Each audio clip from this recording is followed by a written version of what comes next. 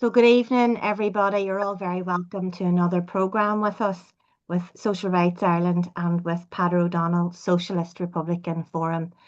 We're here today to talk about what has been in the news in the last week. Of course, there are a lot of things happening today. We could have named or identified any number of different topics or items. There's the news in Iran, the ceasefire, geopolitically speaking, things that are escalating in Lebanon. Despite the so-called ceasefire, there are things happening at home from, I don't know if any of you saw the news, where Fine Gael are declaring themselves the party for a united Ireland.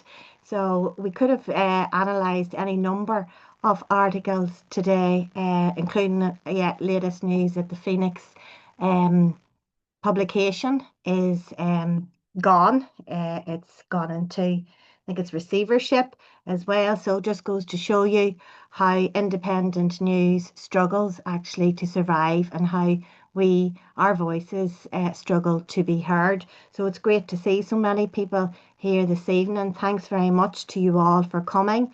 And you all probably now know Tommy McKerney and Barry Murray of the Peadar O'Donnell Socialist Republican Forum, who this evening have kindly offered to dissect the news.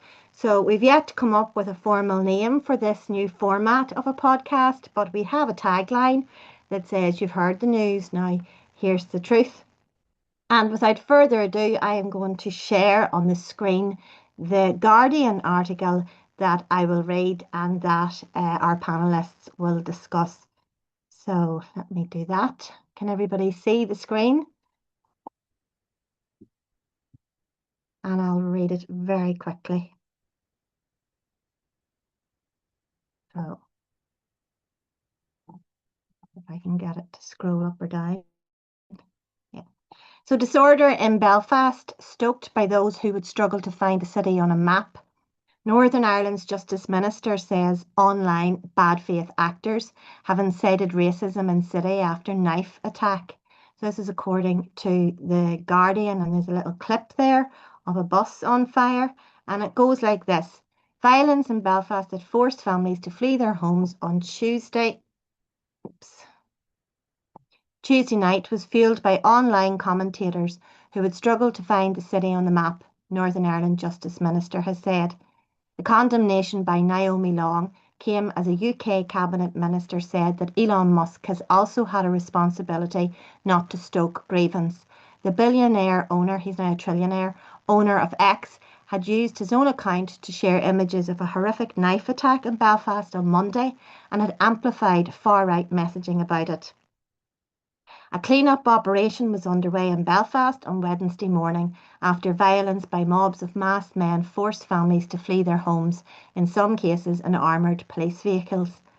Rioters set fire to vehicles and properties in Belfast on Tuesday evening. It was billed as protests in response to a stabbing in the city allegedly committed by a 30-year-old Sudanese refugee who has been charged with attempted murder. He is due to appear at Belfast Magistrates Court on Wednesday. And there you have a picture of the main leaders of the political parties up north. Long, the Minister of Justice of Northern Ireland and leader of the Alliance Party, told BBC Radio 4's Today programme that bad faith actors had incited racism in the city. The first thing to say is all of us were absolutely horrified and terrified in the wake of the brutal attack that took place in Belfast, she said. I understand that tensions are high and people are frightened and angry in some cases about what happened. What distresses and disturbs me is there are those that prior to yesterday would have struggled to find Belfast on a map, who are online, who are sharing incitement and encouragement for people and weaponising the fear that people genuinely have about what happened to try and turn this into some kind of anti-immigration issue or a racist protest. She added, ultimately, if you're driving people from their homes based on the colour of their skin, you can't dress that up any other way. It's racism.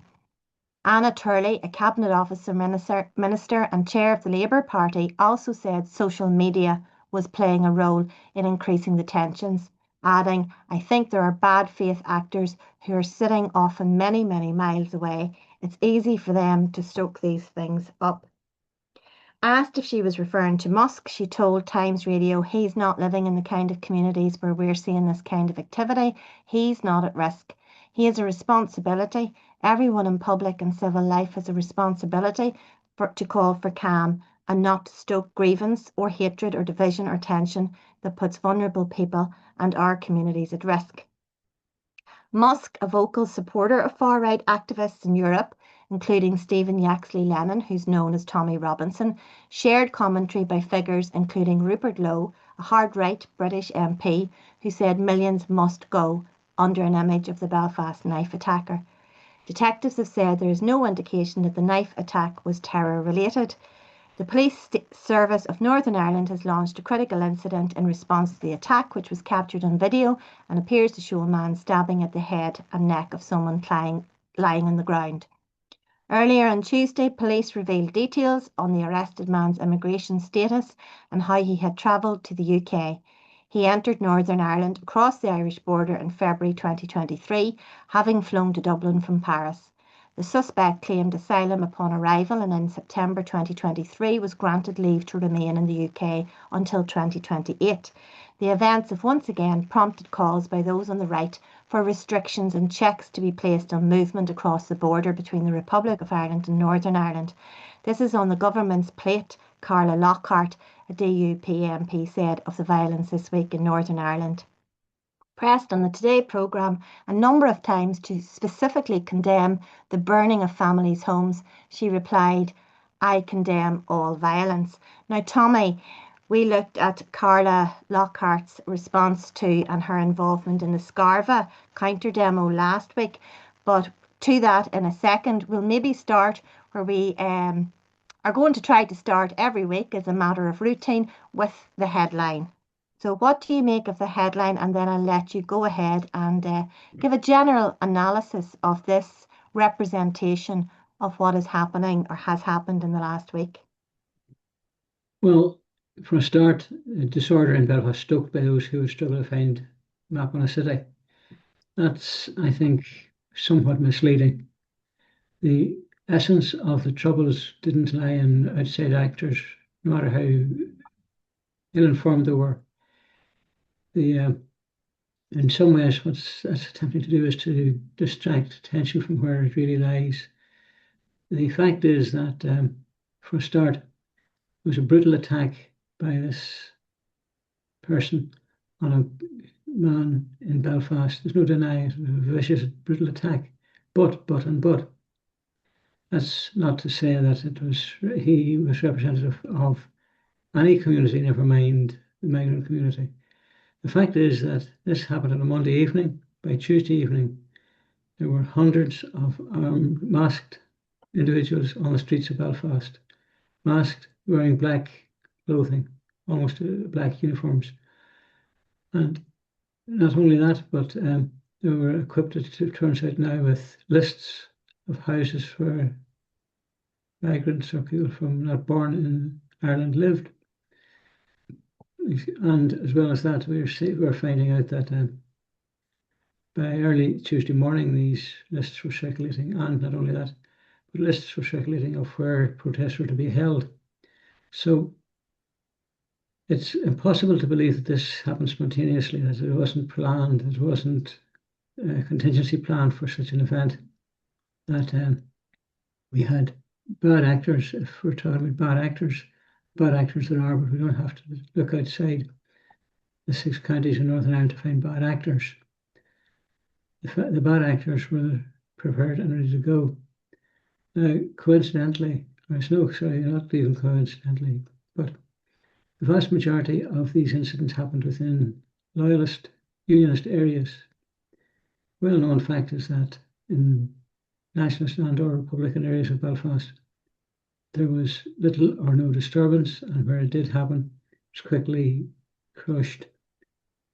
Those conducting the misbehaving in Republican or nationalist areas were soon chevied, put out of commission, and migrant families were assured that they were safe. Now, the fact is that this was organised within unionist, loyalist areas. It's no coincidence. But for a start, first reactions came from elected unionist politicians, including Miss Lockhart, but not only her. First thing they started to talk about was how this individual who's alleged to have committed the crime will have to say, because he's hasn't been convicted, so I have to stick to the format that he's an alleged attempted murderer, that he had come through Dublin and took a bus to the north. Now, the fact is that instead of condemning the incident, they drew the attention to the fact that the guy had come across the border. Their intention was to close the border, to patrol the border, to have it tightened up, which is highly tendentious to the extent that instead of pointing to a miscreant that had committed attempted murder, they were attempting to link it to how he travelled across the border. Now, it's been said several times, many times, almost to the point of exhaustion, that within the last few months there has been weeks actually, conviction of a man for the murder of a young woman called McNally. And this was a vicious murder of a young woman who was pregnant with his child.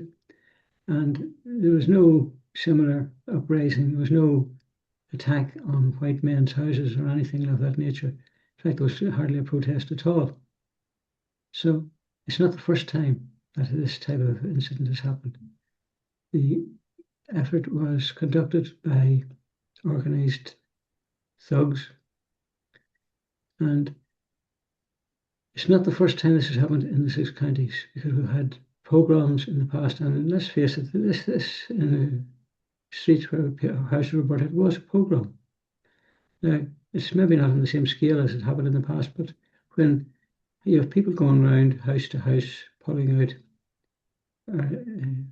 attacking homes to clear a district, to clear a street of particular ethnic origin, that is, by definition, a pogrom.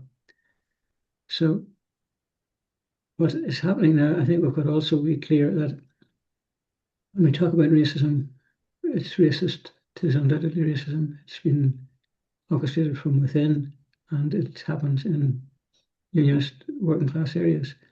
I think we've got to also be careful not to say that there's any genetic default or fault within unionist communities.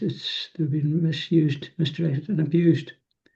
And my own theory is that what's happening here is that similar to what the United States is, there's a replacement theory being circulated in right-wing circles in the States, that white people are being replaced or displaced by migrants and people of colour.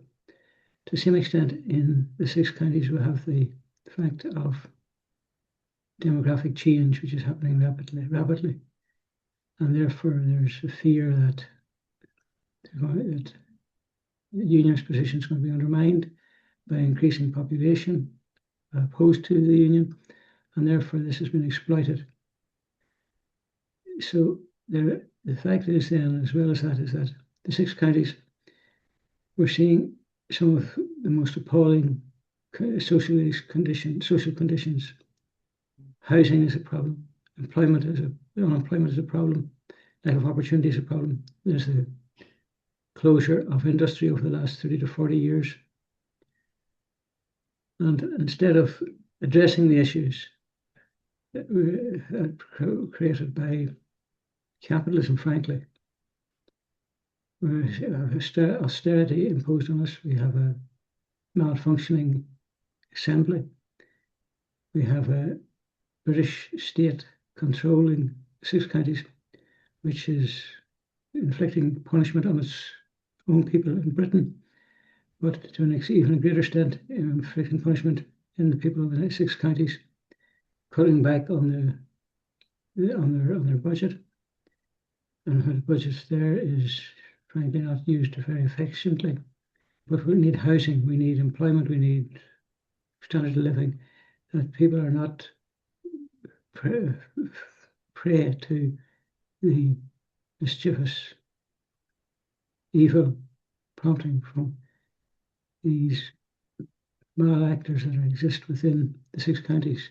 Of course, if you social media posts from abroad doesn't help. But that's not the source of the problem. It's not the only part of the problem. I'm not necessarily blaming the Guardian for the interpretation, but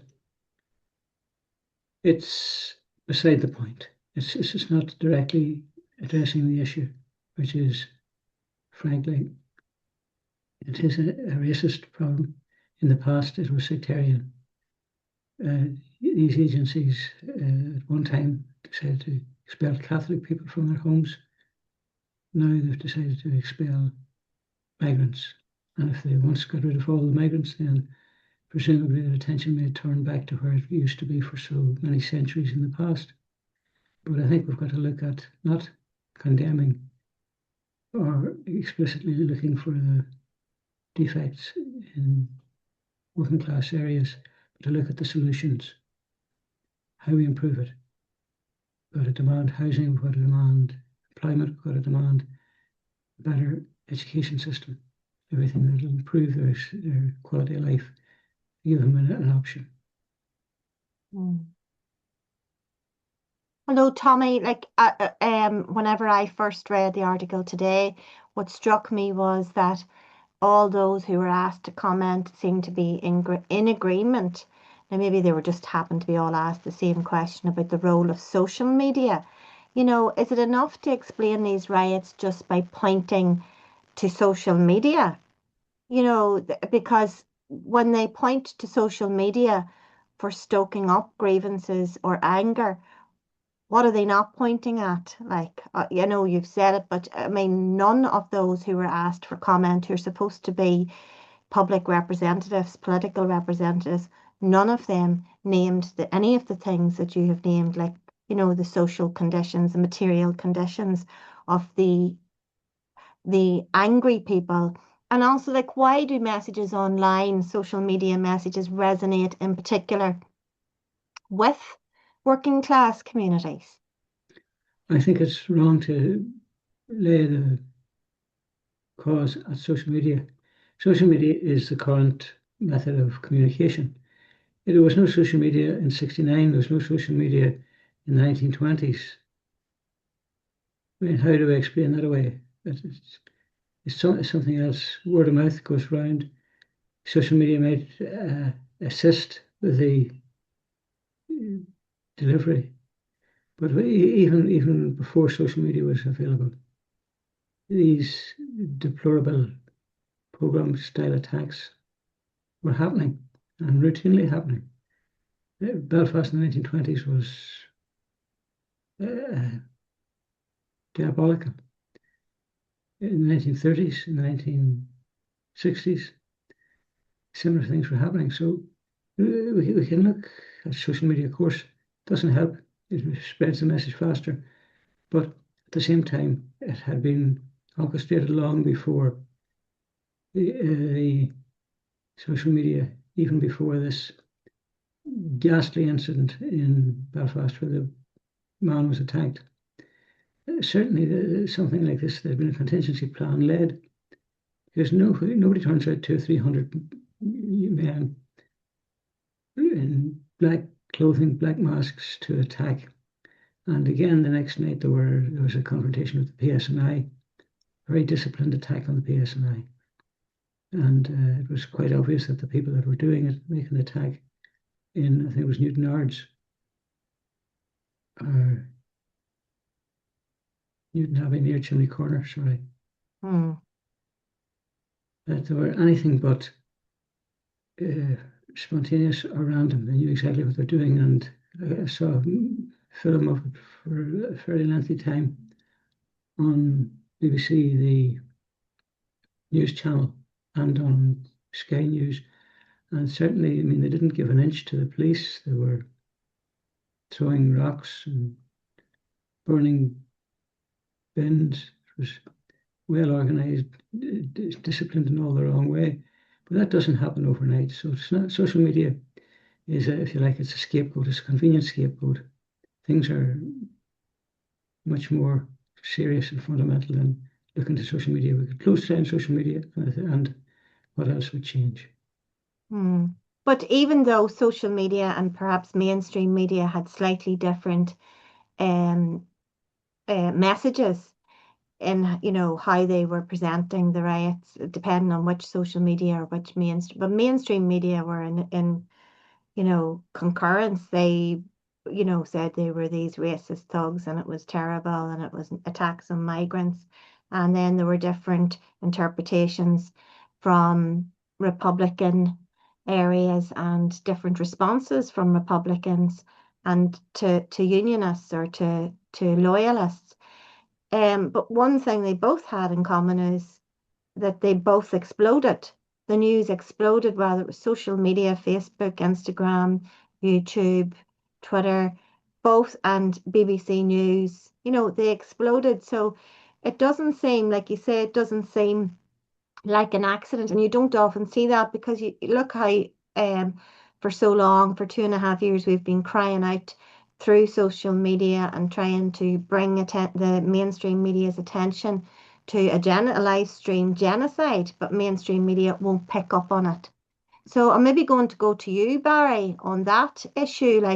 So mainstream media were very interested right from the main, whenever you look up the news, Belfast riots in the last week, Australia, Canada, South Africa, India, it's all over the news. It's international news, and everybody was making a statement on it. Every political party, everybody who had a political opinion had made official statements. That can't be an accident. So the uproar on social media, we see it all of the time where people are screaming for attention and to be heard, and mainstream media conveniently ignores it. But it didn't. Mainstream media didn't ignore this incident and these riots. And in fact, some people might even say, rightly or wrongly, that it was blown out of proportion by mainstream media. What's your take on that, Barry? And would you like to comment just in general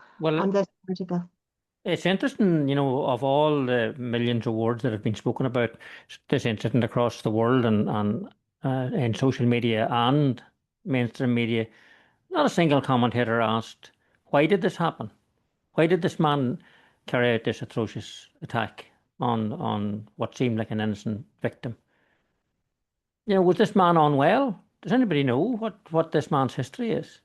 Does this man suffer from some form of mental illness?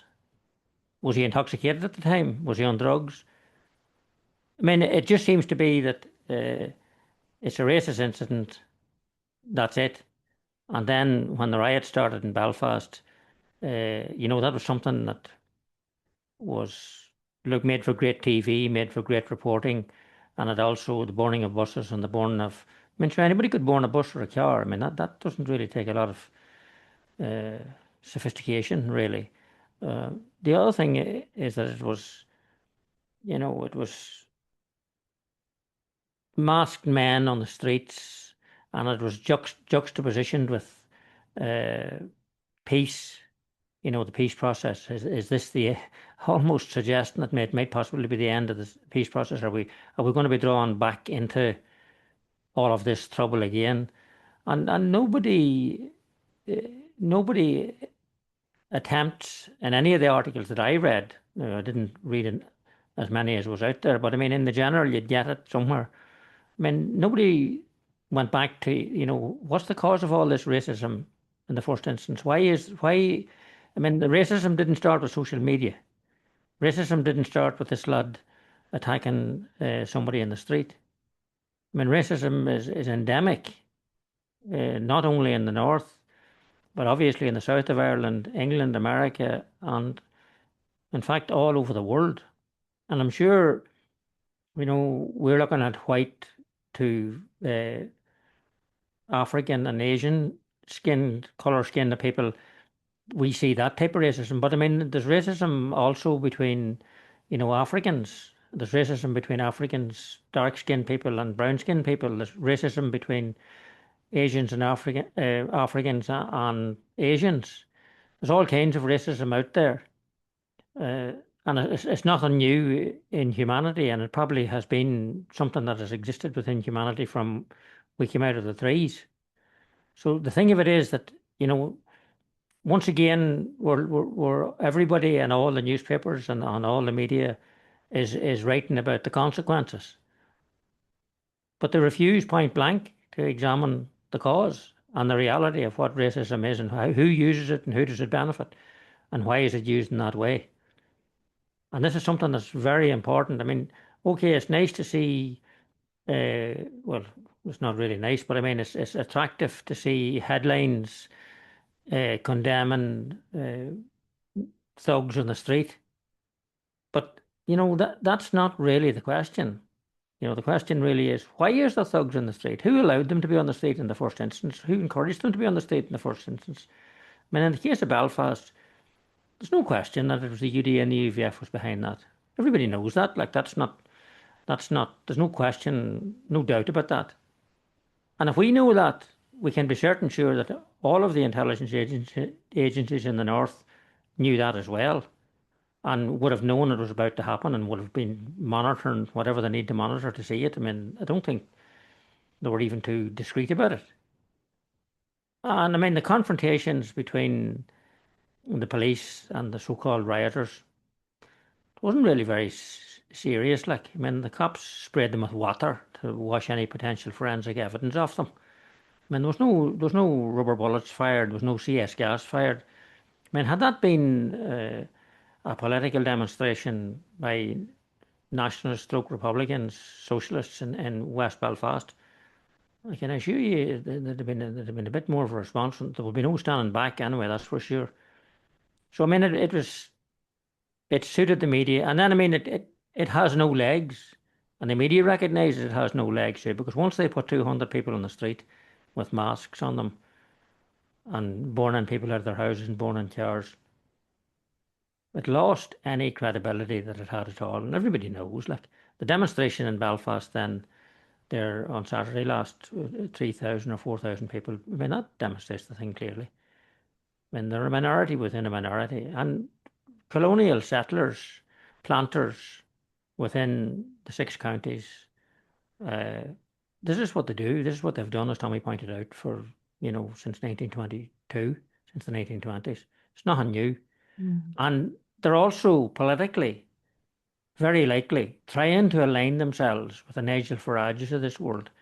They probably think, as do some of the right-wing agitators in the south, they probably think that there's a political momentum gathering here, that this is the train to be on, and any way that we can exercise and generate a bit of um, publicity and store up a bit of tension, use this opportunity. I mean, as Tommy also pointed out, how many other knife attacks, shootings, and whatever else, and women killed, and whatever else within the north in the last 12 months, in the last 5 years? Was there any demonstrations for it? Anybody out in the street burning houses? No, there wasn't, and there won't be. And it's easy to point the finger at somebody with different colour of skin. It doesn't take much thinking. What I might do now, Barry, actually is because of a wee bit of time, and maybe this is not planned necessarily, but I did when we were looking through news items and how the different news are presented, I found a couple of other. So just so you know, the Guardian might come as a surprise. Some people be like, "What? The Guardian's a left-wing newspaper?" It's obviously it's Not. it's not. Most people here will know that, but a lot of people who self-identify as being on the left would be their, think it's their uh, newspaper, their respectable newspaper. But I'm going to flick up. I'm trying to get it here now. I hope I can find it. Let's look at, say, how the Mirror presented this. So a tabloid newspaper as opposed to this respectable Guardian newspaper. Let me see if I can get it up and share the screen. Let's see. Might not be able to do it because I'm only in this last minute. Oh, no. Can you see that, Barry? Sorry to spring this on you, but others might also be interested just to say, like, what's the difference? This is not my Belfast. Oops, disappeared. Has it? Oh, this is not my Belfast. Where is it gone? You want to scroll down, maybe?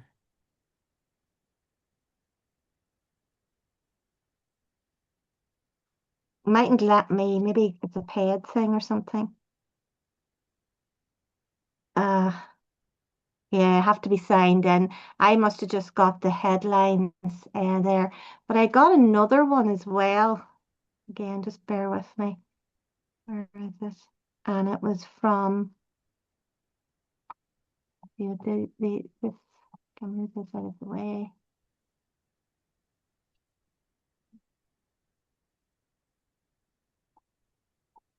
Let me see.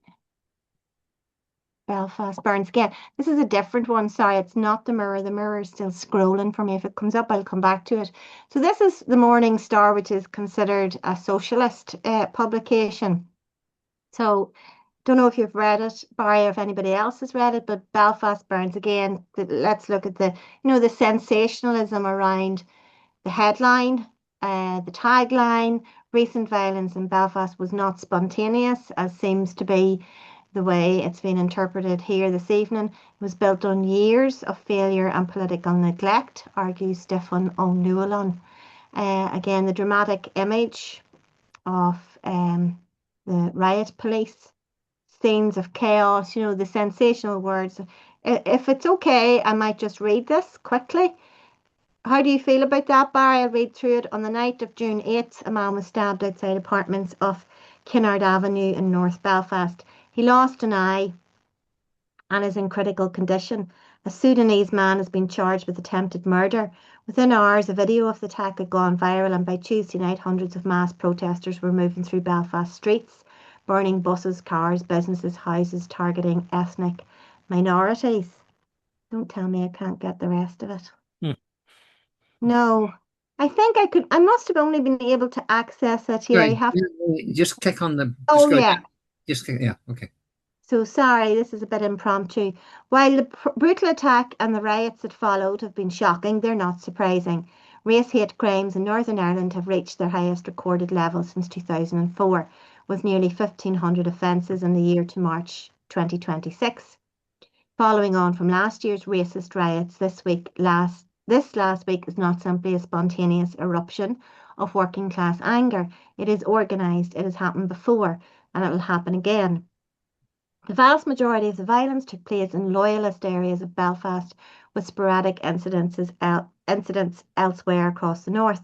The evidence of loyalist paramilitary involvement was suggestive rather than conclusive, with senior PSNI officers recognising that the coordination of mobilisation across multiple areas may point to organisation, while politicians from Sinn Féin and the SDLP were more direct in naming it directly. The precise degree of that involvement is difficult to ascertain, but the broad consensus among those working across these communities is that the disorder could not have occurred without some level of paramilitary engagement, whether an active green light from leadership or something potentially more worrying, and an ability to exert much influence at all. That would point to a shifting dynamic within loyalism, with younger and more militant elements driven not by sectarianism alone, but by far-right narratives that have become steadily more mainstreamed and normalised.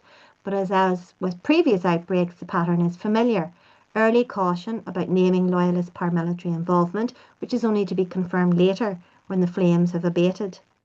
This raises again the question of why loyalist paramilitaries exist at all, still organising, still recruiting, embedded in communities. This is not a fringe movement or a disorganised mob, it is an armed militia capable of terrorising entire communities at will. What makes it more insidious still is the political cover provided by the Loyalist Community Council, a body that grants prescribed terrorist organisations a veneer of legitimacy while they engage in criminal activity and exercise coercive control over their own communities. That they receive state recognition and operate with such impunity is a profound indictment of how seriously the British state takes racist violence when it wears a particular kind of flag. The same level of armed paramilitary organisation would not be tolerated in Republican communities or indeed in Finchley. Of course, social media has played a role in both organising and escalating the disorder. Posts circulated widely giving times and locations for protests laced with anti-immigration and overtly racist messaging. Others listed roads to be blocked or instructed businesses to be shut. Among the most disturbing material to emerge was a compiled list of home addresses of migrant families collated and shared across platforms, putting lives at risk. Analysis will follow, but two things are already clear. Social media channels with links to established loyalist networks played a role in coordinating the disorder, alongside a flood of disinformation and racist conspiracy theories that had both domestic and international origins. The role of social media in coordinating and amplifying the disorder will be examined in detail in forthcoming research from Trademark Belfast on far-right networks, online radicalisation and disinformation in Ireland. But there's another truth from last week that goes largely unreported in the British press. In Belfast, Republican communities held the line. There were a handful of attempts at organising anti-immigrant protests that emerged and dissipated very quickly. In Republican areas, there were no attacks on foreign workers, no scapegoating, no pogroms. While others burned people out and whipped up fear, Republican communities stood firm, not as a favour, but as a principle, and it stands in sharp contrast to what loyalist militias and their political enablers have spent this week doing to their city. Amid the disorder, however, the response from local communities and civil society was immediate and striking. Organisations and community groups from across Belfast moved quickly. I didn't realise this is so long. It's too long to read it out because people didn't come to this Zoom to have an article read at them. So apologies for that. But what I'm going to say, Barry, I don't know if you read this article, is that this article says a lot of what we have already said, but it does not say what the root cause either is. It doesn't focus on capitalism or imperialism. Perhaps it is implied, but again, surely, and I'm being very critical, maybe slightly controversial, surely the Morning Star can do better as a social. Why doesn't it? It just talks about Republicans versus loyalists, and Republicans responded well, but loyalists didn't. Perhaps that is reporting what happened. But again, ending with solidarity, not scapegoats.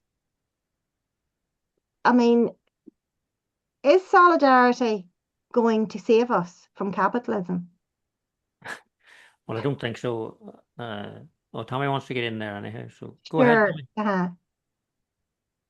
Sorry, go ahead. No, I think this is one of the best articles that have been on the subject, and I think, in fairness to the author, he has highlighted the absence of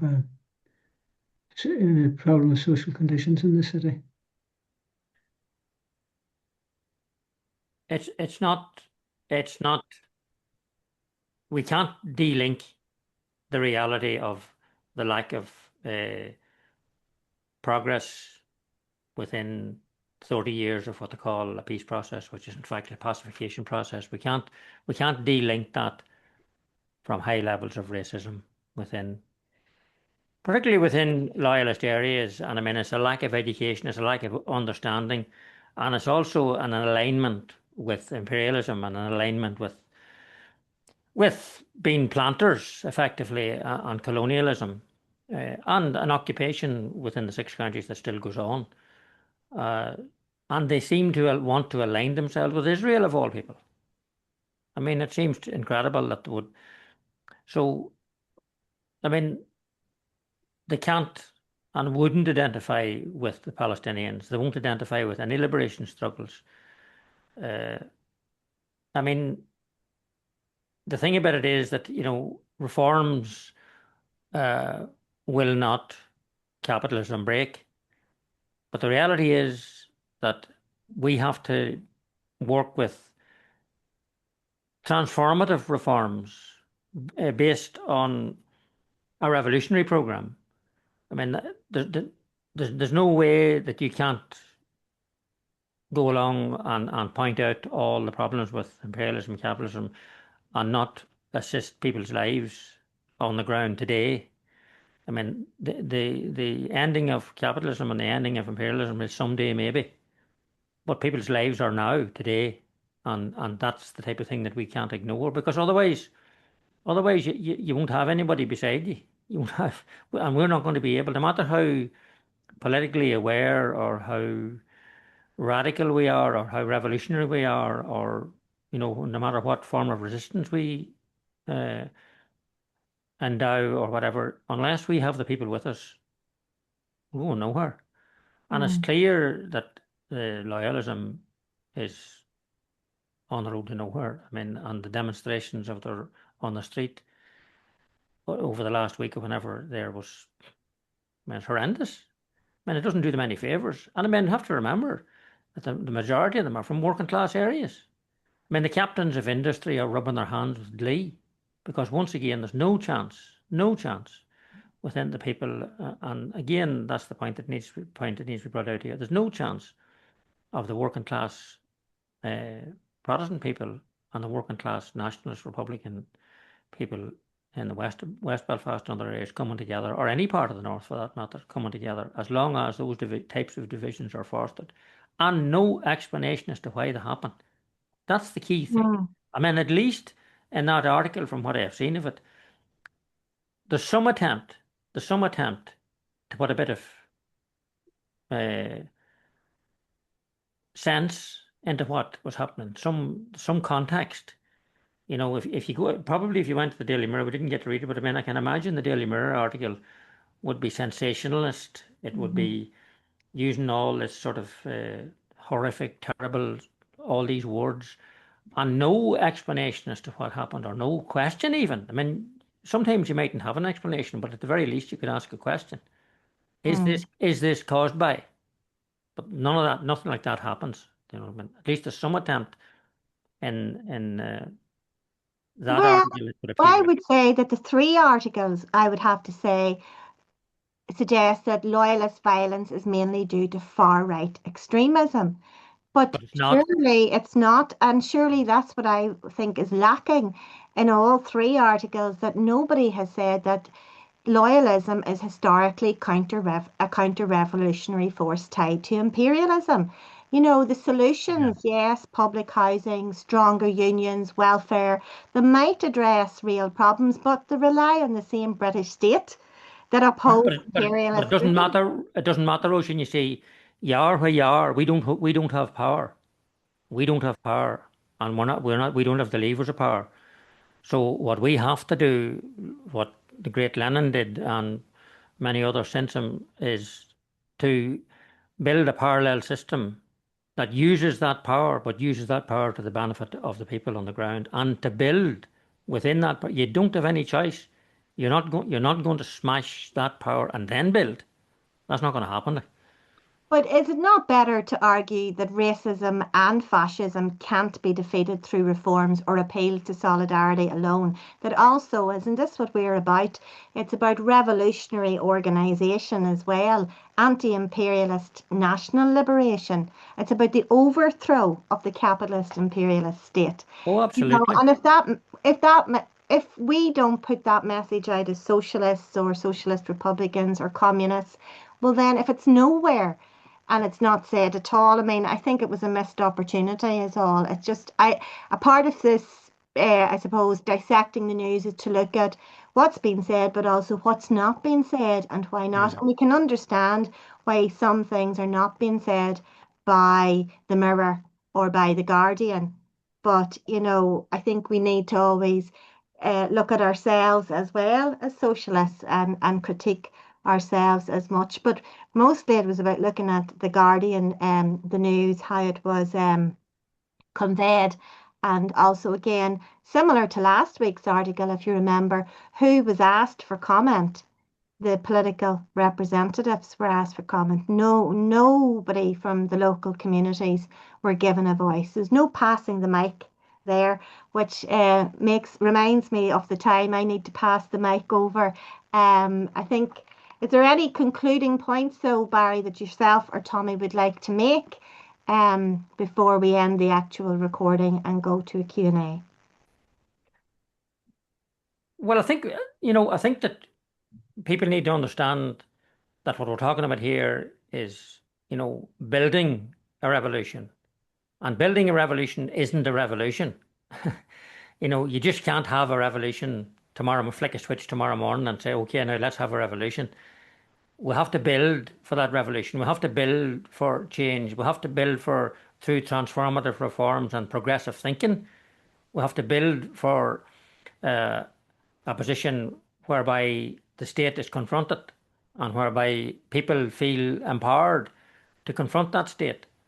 Because I mean, as I continually point out, at the end of the day, if we don't have the population, all of the people, for example, on this Zoom tonight, and the hundreds of thousands, millions of working class people within Ireland, if we don't have their say so, if we don't even at least have their agreement and understanding of what we're doing, even if they don't fully understand the technicalities, you're going nowhere. And that's what we have to build. I mean, I can sit here all night and outline Marxist theory, and so can Tommy, and and so can you, and we can sort of say, we need to be doing this, we need to be, and all that's right, all that, there's nothing wrong with any of that. But at the end of the day, you have to work within your communities and get people to understand why it's beneficial to them. Because revolution, for the vast majority of the population, are asking, when revolution is mentioned or if revolution was happening, the very first question they're going to ask is, what's in it for me? That doesn't sound very revolutionary, but that's the reality. People need to know people's material interests, their income, their housing, their health, their educations, their children's welfares, their own welfare. All of that is down to food and water, everything, climate. All of that has relevance to people's lives. And we have to present that in a revolutionary perspective. I mean, you can equally present all of that in a bourgeois perspective, in a bourgeois way, if you want to. And that's what's being done a lot of the time in most things like that. But we have to present it in a revolutionary way. That's the only way that it can. And we have to be understanding that what we were about here is ending capitalism and imperialism, destroying them. I mean, get rid of them. And why would we say that? Because we know that there was something before capitalism, and it was feudalism, and it went too. And capitalism is only 300 years of age. It's very young. And the next stage is socialism. But it'll not happen just like that, and it won't happen by fancy words. It'll only happen with work on the ground. Gormailgat. Gormailgat, Barry. Tommy, do you want to come in and have the final say since you started the program? It would be good if you could end the recording on a good note. Thank you.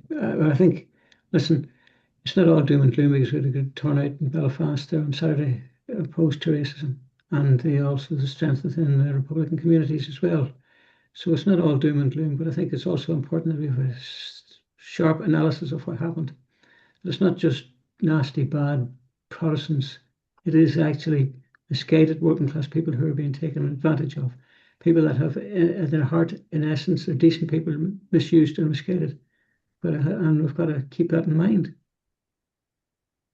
Thank you. I'm glad that you did say that, and we need to always remember those who are being used and abused, certainly for other agendas that will never serve their interests, their needs, or their very basic needs. I look forward to the day when we have a march united against imperialism, united against capitalism, united against racism seems to be more attractive to those who identify as left as well, or to a certain cohort of people. But I'll be at the United Against Imperialism. And Barry, I know there's no such thing as a perfect revolution or the perfect revolutionary. So he keeps texting me that every day, put me back in my box. But thanks very much, Tommy and Barry, for being with us, for continuing the conversation. In many ways, I hope to God we don't have to analyse any more riots, and things will die down. But inevitably, we live in this violent system, and there will be more news to dissect next week. So thanks everybody for coming. Stay on afterwards if you wish for extra comments. All the best. See you on Monday next.